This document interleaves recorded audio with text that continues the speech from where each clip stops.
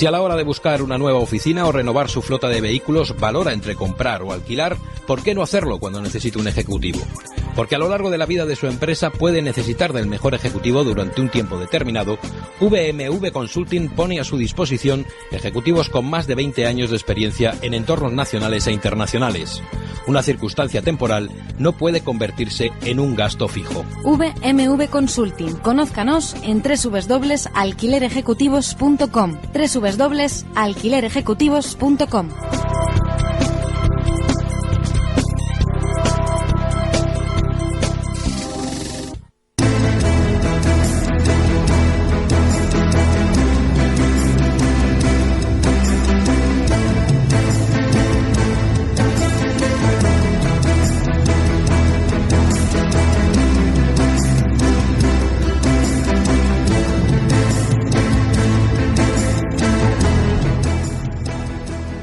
3 minutos pasan de las 9 de la mañana, arrancamos tertulia de este miércoles 21 de junio, San Luis, felicidades a todos los Luises, y arrancamos hablando de tertulia, pero como todos los miércoles hacemos cuentas y no cuentos, y concretamente los cuentos del popular.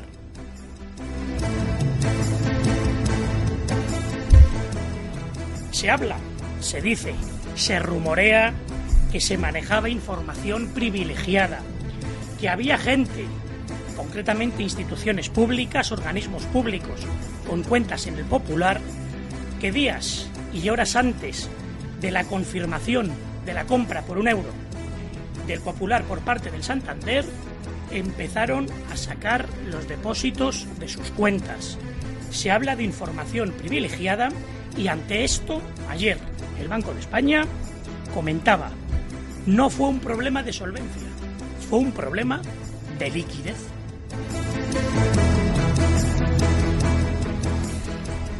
En esta primera media horita también vamos a hablar del IRPF, de lo que nos comentaba ayer Montoro, que le hubiera gustado reducir, podríamos decir, ciertas fases del IRPF, pero que muy a su pesar no le va a ser posible. Y uno dice, ¿y no le es posible ahora? Y pregunto, ¿y el año previo a las elecciones le será posible? Tú y yo, usted y yo, sabemos perfectamente que se reducirá un año antes de las elecciones, seguro, el IRPF.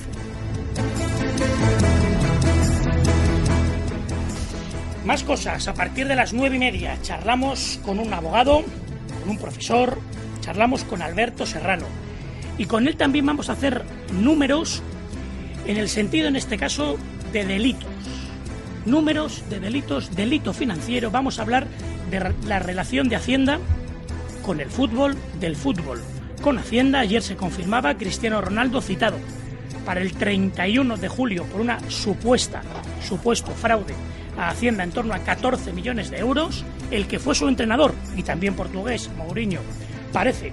La Fiscalía habla de un fraude de 3 millones de euros. Veremos en qué está consistiendo este contexto, si en la Liga de Fútbol Profesional, en el fútbol español, la norma general es defraudar a Hacienda o en el fondo es un problema de interpretación normativa.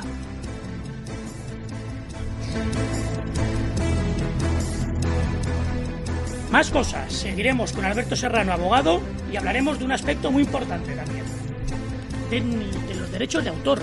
Ayer veíamos una redada importante aquí en Madrid y veremos en qué consiste esos derechos de autor y qué es lo que está imputando, en este caso la Fiscalía, que parece que es un modus actuandi bastante habitual en el día a día en España. Conoceremos, desmenuzaremos la legislación en materia de derecho de autor y conoceremos concretamente qué es lo que la Fiscalía imputa ayer a todos los detenidos aquí en Madrid en la redada por fraude en derechos de autor. La pérdida de movilidad total o parcial no debe impedirle disfrutar. Más cosas. También con Alberto charlaremos también de un aspecto también que él domina, la corrupción. Él es autor de un gran libro la administración al servicio de los administradores y veremos esa corrupción en el día a día, cómo se traduce y conoceremos concretamente un breve artículo. Y veremos cómo en el día a día vivimos de pequeñas corruptelas que terminamos haciendo lo mal hecho como lo bien asumido, porque modificarlo conllevaría causas peores que dejarlo como está. A partir de las 10 de la mañana charlaremos del ámbito internacional, de actualidad internacional, charlaremos con experto en geoestrategia internacional, Roniel Aledo, y con Roniel Aledo hablaremos de la relación de Trump con Cuba, por un lado. También charlaremos de la relación, en este caso, de la Unión Europea con Cuba, y muy importante también, y hablaremos, ¿por qué no?, de lo que llaman los hackers, de la figura en sí del hacker, podríamos decir, el espionaje cibernético, que parece que ahora Reino Unido le imputa de ese sabotaje cibernético a Corea. Veremos si estamos realmente seguros, sí o no, y veremos si en la práctica, además de una guerra como tal de tanques, también hay una guerra cibernética, en definitiva, la guerra de la información. Y a partir de las 10:30 charlaremos de Oportunidades América.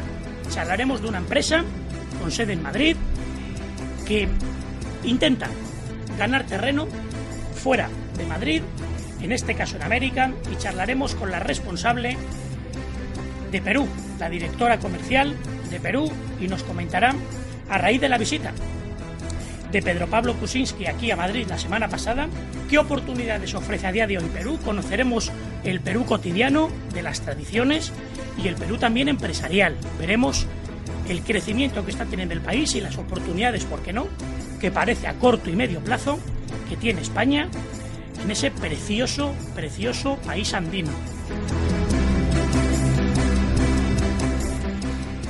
Vamos al lío. Pasan 10 minutos de las 9 de la mañana de este miércoles 21. Repetimos, felicidades a los Luises.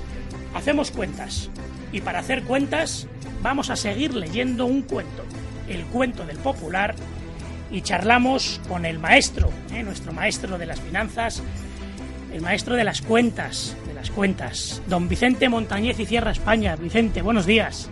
Muy buenos días, ¿qué tal a todos? Saludos. Vicente, cordiales. vamos a hacer cuentas leyendo un cuento, ¿no? El cuento del Popular. Ayer ya directamente se habla, Vicente, de información privilegiada, y parece que ya había gente, más de uno y de dos, que sabían lo que iba a pasar, y por si venían mal dadas, voy sacando mi dinero del Popular, no vaya a ser que esto sea un corralito. Y ayer escuchamos a un representante del Banco de España decir, señores, no fue un problema de solvencia, fue un problema de liquidez. Vicente, te pregunto, ¿son cuentas o son cuentos? Pues yo creo que hay probablemente mucho cuento y alguna que otra cuenta mal sacada. Una especie de novela. Podría ser, sí, una novela financiera. Lo que yo no sé si esto va a acabar más bien en culebrón amigo, latinoamericano, culebrón, muy que bueno. Otra cosa, que eso es a lo que apunta, ¿no? Bien, vamos a ver. De entrada, a mí no deja de sorprenderme el Banco de España. No deja de sorprenderme el Banco de España, de verdad, porque, hombre, claro que las entidades y en general los negocios habitualmente cuando llegan a una situación en la que habitualmente se va a un concurso de acreedores, que es algo que no ha sucedido en Popular y que también podríamos parar a analizar el por qué, se va habitualmente por un problema de liquidez. Es decir, en el 99,9% de los casos, en mi experiencia, se dice que siempre se va por un problema de liquidez y no por un problema de solvencia, ¿vale? Y sobre todo en una entidad bancaria donde los aspectos de solvencia patrimonial están en todo momento controlados por el Banco de España, con lo cual, aunque hubieran habido problemas de solvencia, el Banco de España jamás lo iba a reconocer, ¿vale? Y luego dos, porque además habían superado recientemente los test de estrés, que yo creo que lo único que funcionan es en asegurar estos ratios de solvencia o de apalancamiento, ¿de acuerdo? Bien.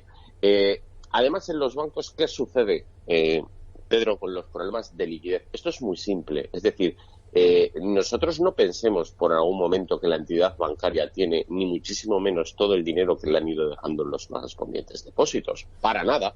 Es decir, ellos lo que tienen es un tanto por ciento de la cantidad que tienen en depósitos metidos en reservas para apalancar esos activos. Eso es lo que sucede. ¿Qué pasa cuando una entidad tú la sometes automáticamente a una retirada de fondos de forma sistemática? Bien, que le provocas un problema de liquidez y que, por tanto, necesita ir a adquirir liquidez de forma inmediata. Si esto, además, se produce en un momento en el que se ha producido un cambio de presidencia, si esto, además, se produce en un momento en el que se ha bajado se ha bajado la valoración de sus activos en un día más de un 18%, bueno, pues obviamente parece ser que, frente a esta falta de liquidez, la única salida que tiene la compañía sería o un proceso de intervención como el que se realizó, o que bien puede ser público, bien puede ser directamente por la vía en la que se hizo, es decir, aplicando el mecanismo de resolución, o bien vas a una situación concursal. Estos fueron los escenarios que se plantearon. Claro, las incertidumbres o las dudas surgen en: ¿estas retiradas de activos ha sido algo fruto de la lógica normal del mercado, o por contra esto ha sido inducido para que se produzca ese mecanismo de resolución y, por tanto, optar a que Santander pueda adquirir una entidad por €1 que mejora enormemente su balance, asegura, y esto que estoy dando son datos certeros y comprobables, es decir, mejora sustancialmente su balance, ¿de acuerdo? Mejora en un 27% su valoración de rating, ¿de acuerdo? Permite de forma inmediata aplicarse reducciones fiscales por encima de los 2.000 millones de euros en el ejercicio 2017, y además permite reposicionar parte de los activos de algunos accionistas comunes entre Banco Popular y Banco Santander. Y concretamente estoy pensando en el fondo de inversión BlackRock. Bien, pues estos 4 aspectos que he mencionado son los que en un momento pueden dar lugar a pensar que no ha sido simplemente una situación de mercado, que pudiera haberlo sido, sino que además pudiera haber habido detrás determinado uso de información privilegiada o alguna voluntad, ¿de acuerdo?, de acelerar esta transacción y de realizarla de una forma preferente para el Banco Santander. Básicamente es esto lo que en estos momentos se está debatiendo entonces, en el mercado. Cuando escuchábamos ayer por parte del Banco de España ese matiz, esa distinción, señores, no ha sido un problema de solvencia, ha sido un problema de liquidez, de cash flow. Sí. La pregunta es si hubo una ampliación de capital aproximadamente hace un año. Se supone que esa ampliación de capital, si algo amplía, efectivamente, o si algo genera, es cierta liquidez, al menos a corto plazo. La pregunta es... Para, Pedro. Luego me haces la pregunta, pero esto es importante. No, esa ampliación de capital es necesaria para poder cumplir con los criterios de solvencia que exigen los test de estrés determinados por el Banco Central Europeo. ¿Vale? Digamos que en cualquier caso, quiero decir con esto, Vicente, que lo que hace es, digamos, al menos salir de ese estado de alarma, excepción o sitio, que hace un año, año y medio, a nivel de liquidez estaba el Popular, al menos lo saca de esa situación, no lo hace brutalmente solvente, pero de una u otra manera, digamos, al menos lo saca de la situación. La pregunta es, ¿tan mal han ido las cosas para que de un año para acá o menos, aproximadamente 9, 10 meses, la situación haya ido tan a menos que se haya tenido que malvender? En definitiva, cuando uno ve los hechos de a medio plazo, hasta hace 3 semanas que se vende el banco, cuesta no creer que a lo mejor el objetivo principal era, ojo, dejarlo caer para luego terminar vendiendo como una especie de rescate, no por parte del gobierno, sino por parte de una entidad que el gobierno ha visto con buenos ojos, que sea ella quien la comprara, y luego, eso sí, diciendo que al final todo ha sido Bruselas quien lo ha dirigido y quien ha dirigido las operaciones y quien ha dado el visto bueno. A lo mejor es que, claro, yo hablo de la gente a lo mejor menos conocedora, con menos conocimiento. Vicente, es complicado no verlo así. ayúdanos a leer la letra pequeña, Vicente. Ya, lo que pasa es que tampoco te voy a cambiar enormemente el discurso que estás planteando, ¿eh? Pero amigo, vaya. entonces tampoco iba muy mal dirigido. Digo, lo mismo hay letra pequeña tampoco claro. va muy mal tu lectura de la letra pequeña, efectivamente, Pedro. Mira, vamos a ver. Aquí se produce un dato que hace que se disparen absolutamente todas las alarmas. Y es el hecho de decir, oye, vamos a ver, mira, el mercado, en general, el dinero es miedoso. Y los mercados, frente a determinado tipo de actuaciones, reaccionan de una forma miedosa, ¿de acuerdo? En cuanto a la pregunta de lo del test de estrés que me decías y de las provisiones, vuelvo a insistir lo mismo. Es decir, estas provisiones están hechas para cuando una entidad está funcionando de forma normal. ¿Qué es lo que sucede cuando directamente empiezan a haber determinadas retiradas de activos de una forma importante? Pero es que además, es que lo que llama poderosamente la atención es que no han sido precisamente los pequeños inversores o los pequeños clientes los que han retirado las grandes sumas o las grandes cantidades de dinero del banco, sino que han sido precisamente clientes institucionales o accionistas principales de la entidad los que han procedido. Quiero recordar que este fondo de inversión BlackRock, 3 días antes de la caída del banco, reduce su participación de un 4% a un 1,7%.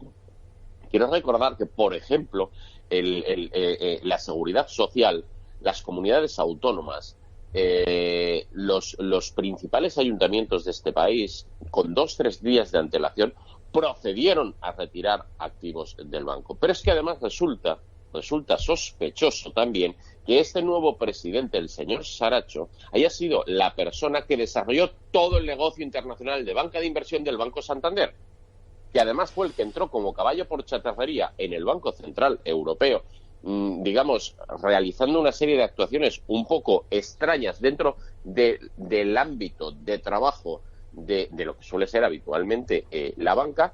Y no es menos sospechoso el hecho de la reunión con la señora Botín, del ministro de Guindos, en el Club Bloomberg. Esta serie de temas, junto a la retirada masiva de fondos por parte de comunidades autónomas, ayuntamientos, es decir, que da lugar a que haya información privilegiada. El hecho de que la Comisión Nacional del Mercado de Valores no procediera a una suspensión cautelar de la cotización con una caída de un 18%, situación que no se ha producido jamás en España. Y que además, frente a preguntas de todos los expertos en la materia diciendo qué está pasando con Popular, la respuesta oficial fuera: no se preocupen, pensamos que esto es una situación normal del mercado y la Comisión Nacional del Mercado de Valores está siguiendo la cotización del mercado y no ve ningún riesgo ni ningún motivo de alarma suficiente como para suspender la cotización. Vaya, pues menos mal que no habían motivos, ¿no? Es decir, toda esta serie de casuísticas es lo que está haciendo, y te voy a dar un dato, ¿vale?, que en estos momentos los títulos del Santander se estén comercializando a través de un nuevo título en la City londinense, ¿vale?, como opción de reclamación para los posibles ingresos que se puedan obtener vía las reclamaciones judiciales que se van a iniciar. Y en estos momentos está cotizando ya por encima de un 3% del último valor nominal del título. Que Santander, al ver, bueno, pues que a lo mejor, yo estoy seguro que en su momento, antes de decir por €1 me llevo el Popular con su deuda, pero al fin y al cabo se compra por €1, hicieron números y analizaron toda la deuda que puedan recibir, por un lado, y por otro lado, ojo, el dinero que los accionistas y quien no es accionista, bien, todos los llamados bonistas, bien, van a perder. Dice, señores, esto vía judicial tiene alguna posibilidad de ir a más, bien, de fructificar.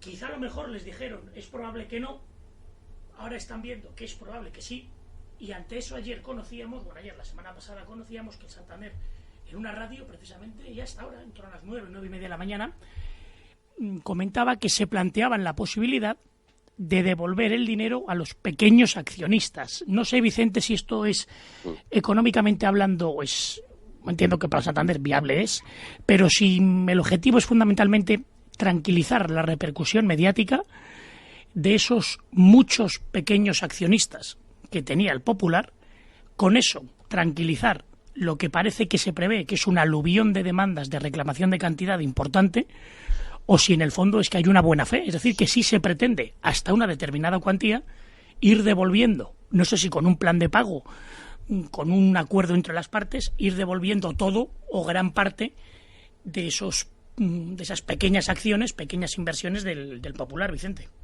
Bueno, vamos a ver, vamos por partes. Mira, en el mundo de los negocios y sobre todo en el mundo de la banca, Pedro, muy buena fe habitualmente no suele haber orientación al negocio, eso sí, ¿vale? Bien, claro que ha sido súper rentable para el Santander esta transacción. Ha sido muy rentable. Ya ha sido rentable desde estos momentos. Mira, vamos a ver. Por no liar excesivamente a nuestros oyentes, ¿vale? Hay algo que se llaman DTAs, ¿de acuerdo? Que es la capacidad que yo tengo con las pérdidas que he adquirido en determinados ejercicios, en cuanto empiezo a tener beneficios, el poderme desgravar esta cantidad, ¿de acuerdo? Bien. Que son pérdidas que he ido acumulando en el resto de años. Popular ha tenido toda una serie de pérdidas. ¿Qué es lo que sucede? Más de 2.000 millones de euros de pérdidas. Esto tú te lo puedes desgravar. Para ello, ¿qué necesitas? Necesitas que en tu balance tener ingresos suficientes como para, con la modificación de la última ley del impuesto de sociedades, que se limitaba esto del 70% de las pérdidas al 25%, bueno, pues necesitas al menos tener 10.000 millones de beneficios para poderte desgravar estos 2.000 millones, ¿vale? Popular no lo tenía, pero con la fusión ahora en el Santander, lo que se acaban de comprar por 1 euro es la capacidad de desgravarse este año del impuesto de sociedades más de 2.000 millones de euros. ¿Qué te parece? Bien, ahora empezamos a hablar de decir... Está claro, Vicente, que quien hace esto perder no pierde, eso está claro. A partir de ahí el tema es si gana el banco, pero ojo, claro. Esto es ganar. Es decir, se ganar y mucho, pero claro, lo que todo el mundo se pregunta, Vicente... Las provisiones, todavía, las provisiones de esos 9.100, de esa presunta ampliación de capital y demás, esto no se ha realizado, ¿eh?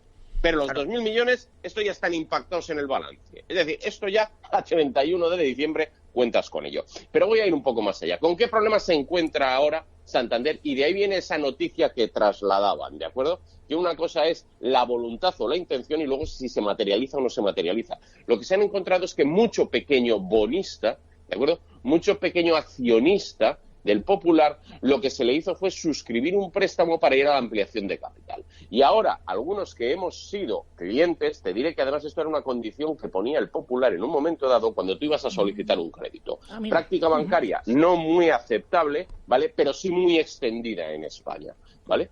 Bien, a partir de ahí, ¿con qué se encuentra o con qué problemas se encuentra ahora Popular?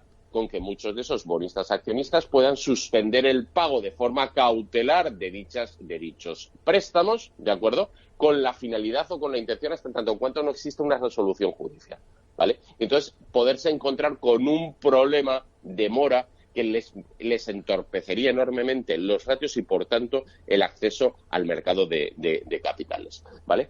A partir de ahí, bueno, pues lo que está haciendo la señora Botín ya es dirigir básicamente los principales riesgos que cree que puede encontrar en la entidad, y uno de ellos es este que te estoy presentando. De ahí viene ese titular y yo sinceramente no creo que vaya a más y no les haciendo las ganancias a los pequeños accionistas más que vía judicial, que creo sinceramente que con un buen equipo de abogados y con mucha paciencia y mucho tiempo se verán que muchas de estas cosas como mínimo son tremendamente anormales. Como mínimo, tremendamente anormales. Claro, anormales, y luego la pregunta es, en el mundo de la banca todo vale, es decir, si para que un banco de una u otra manera crezca o siga creciendo y fortaleciendo se perjudica a ese pequeño, mediano inversor, y más en el Popular, que tenía una esencia el Popular de, siendo banco, funcionar en gran parte como caja de ahorro, ¿verdad? Como ese pequeño crédito a esa pequeña empresa de una localidad que da empleo a 4 o 5... Era un banco de lo que se llama un concepto de banca clásica, sí, sí. Y bueno, pues sin embargo la situación hay lo que hay, y yo creo que al final, de una u otra manera, si al final efectivamente las reclamaciones terminan por, no digo colapsar, pero sí tener una repercusión mediática importante, de una u otra manera me imagino que el gobierno intentará hacer ver al banco, señores, para evitar menear todo esto y para evitar que siga oliendo, Ana Botín, la ampliación de capital que ha solicitado creo que eran de 7.000 millones, no puedes pedir 8.000 y con los 1.000 de extras vas pagando al pequeño accionista y con esto vamos tapando bocas, con perdón. Porque si no, Sí, bueno, ojo, es que estamos hablando de cuánto dinero más o menos, Vicente. Bueno, pues en el caso de las 300.000 millones reclamaciones, puede ser. Podríamos estar hablando bueno, obviamente esto al final siempre depende de lo que en acciones cuánto es que es mucho considere dinero. un juez que procede de la indemnización, pero podríamos estar hablando sí de estas cantidades o incluso superiores. Pero fíjate una cosa, Pedro, es decir, al final el Santander nunca sería responsable de nada. Esta transacción es una transacción en la que han intervenido la Comisión Nacional del Mercado de Valores, el Banco Central Europeo y el FROB, y en la medida en la que está el FROB, el gobierno. Es decir, que me la pinte usted como quiera, el responsable civil subsidiario de todos estos no sería en ningún momento el Santander, seríamos el resto de los españolitos, los que contribuiríamos vía nuestros tributos al pago de las indemnizaciones correspondientes de los afectados por una mala decisión de una u otra forma, sea el mecanismo que sea, sea el mecanismo de resolución, la intervención del FROB o la no certera auditoría presentada por el gobierno o una mala decisión del Banco Central Europeo, sea quien fuera, seríamos todos y cada uno de los españoles. Con lo cual, es decir, tampoco esperemos excesivo buenismo por parte del Banco Santander, más que en la medida en la que afecten a problemas internos que le pueda generar ahora esta adquisición cara hacia adelante. Y luego, jamás se ha visto en este sector ninguna medida judicial que retrotraiga la decisión tomada, es decir, que no cabe la posibilidad de que el Banco Popular vuelva a salir a desvenderse, por decirlo de alguna forma, Pedro, por €1. Con lo cual, es decir, al final esto será un problema de indemnizaciones que en caso de procederá a pagar a todos los españoles. La señora Botín se seguirá quedando con su Banco Popular y aquí no ha pasado nada. Y aquí no ha pasado nada. Vicente, rápidamente, van a ser las 10:30. Rápidamente, Vicente, importante. IRPF. Ayer comentaba Montoro que le viene muy mal ahora bajar el IRPF, que estaría muy dispuesto a hacerlo, que creamos que realmente tiene buena fe, que sí. no es el sheriff y el gran incautador, que no le veamos así, por favor, que es buena persona, que él cree en Papá Noel y en los Reyes Magos también, pero que este año le viene muy mal el IRPF, pero que es probable, eso ya lo sabemos a lo mejor tú y yo, Vicente, que a lo mejor para un añito antes de las elecciones, lo mismo ahí las cuentas sí terminan saliendo. ¿Puede ser? A ver, como puede ser, es decir, al final, hombre, vamos a ver, es verdad que en esta legislatura lo van a tener más complicado que en la anterior para aprobar un decreto ley y hacer una modificación del IRPF, pero como quiera que al final, en periodo electoral, cualquier medida populista va a ser bien refrendada absolutamente por todos, no me cabe ninguna duda que en el año electoral se produciría una bajada del IRPF. Pero esto tiene un valor súper perverso, y es que, vamos a ver, yo entiendo perfectamente que no se pueda bajar el IRPF, lo entiendo, pero es que no se podría bajar el IRPF y no se podrían bajar absolutamente nada. Pero también es cierto que sí que se podría bajar algo, ¿vale? Que es el gasto corriente de nuestras administraciones públicas. Lo que sí que depende del señor Montoro, y lejos de darnos lecciones, lo que podría hacer es aplicar esta eso, Vicente, sabemos que es para nota. Obviamente. Eso es para nota. Obviamente que no hace. Entonces, a partir de ahí, que si bajará 2 puntos porcentuales el IRPF antes de las elecciones, amigo Pedro, no hay duda de que lo hará. Pero eso ni es bueno para la economía, ¿vale? Ni corresponde a ningún plan económico, ni tiene nada que ver con las expectativas de crecimiento o no crecimiento de nuestra economía. Esto es simplemente una medida populista orientada a generar un efecto sobre las urnas que mucho o nada tiene que ver con la realidad económica del país, ¿no? Es decir, este país está en estos momentos para plantearse seriamente dos acciones con carácter o 3 acciones, diría yo, con carácter de urgencia. Primera, y más importante, no contención, sino reducción drástica e inmediata del gasto corriente y obligatoriedad del cumplimiento del déficit público por debajo de los parámetros comprometidos con Europa. ¿Para qué? Para ir atajando el segundo problema, o para mí el principal problema que tiene este país, ¿vale? Que se llama deuda pública, donde no vamos a cumplir con el objetivo del 60% del endeudamiento del PIB sobre el 2020, donde además esto coincidirá con el final de la legislatura, donde este señor piensa bajar el IRPF, eso sí, para ver si así don Mariano es capaz de conseguir mejores resultados, aunque ya lo dudo yo, tal y como le va a los tribunales, a todos sus secuaces, ¿de acuerdo? Y tercero, y más importante, tampoco es bueno plantear una bajada, sino lo que tendríamos que plantearnos es qué medida fiscal somos capaces de emplear para resolver los dos problemas principales que tiene esta economía. Uno es alta tasa de desempleo y falta de productividad. Dos, redistribución de las rentas del trabajo y no repercusión del crecimiento económico sobre las rentas del trabajo, ¿no? Es decir, estas son las grandes incógnitas a las que el señor Montoro debería de dedicar su tiempo y no, desde luego, hacer medidas de política barata. Oye, a 2 años y medio todavía, o 3 años de las elecciones generales. Yo creo que zapatero a tus zapatos. Lo que debería de preocuparse es de hacer su trabajo o, en el mejor de los casos, de dimitir, que parece que ya nadie se acuerda, después de su tremenda cagada con la amnistía fiscal. Y los sueños son, ¿verdad, Vicente? Pedro Calderón de la Barca, ¿verdad? Así es. Pedro Calderón de la Barca. Bueno, 3 minutos pasan de las 9:30. Pero yo seguiré pidiendo que dimita. Amigo. Y pedir gasto público es para nota, y pedir tantas cosas es para nota, sabiendo cuál es la solución. Pero como digo, Vicente, y los sueños son Pedro Calderón de la Barca. Don Vicente Montañez, como siempre, gracias por las cuentas para ayudarnos a saber leer los cuentos. Vicente, un fuerte abrazo. Un fuerte abrazo, y en este caso en concreto también para los damnificados de esta mala gestión en el Banco Popular. Vicente, lo dicho, un fuerte abrazo, y efectivamente, al final que veamos que el enriquecimiento de unos pocos parece que es también el endeudamiento de unos muchos. Don Vicente Montañez, Vicente, un fuerte abrazo. Un fuerte abrazo, Pedro. Saludos a todos. 4 minutos, pasan de las 9:30, vamos a hacer una pequeña pausa y charlamos con Alberto Serrano, abogado. Vamos a hacer números también, en este caso delitos fiscales, delitos financieros, y charlamos concretamente, 1, del fútbol y del fraude a Hacienda, 2, de los derechos de autor, y 3, como consecuencia de la corrupción, precisamente de los números, y cómo al final las corruptelas terminan siendo el modus vivendi en muchos casos. Y lo hacemos también a través de un gran libro, que conoceremos cómo a través de ese libro se puede entender cómo la estructura permite pequeñas o grandes corruptelas. Hablaremos de la administración al servicio de los administradores.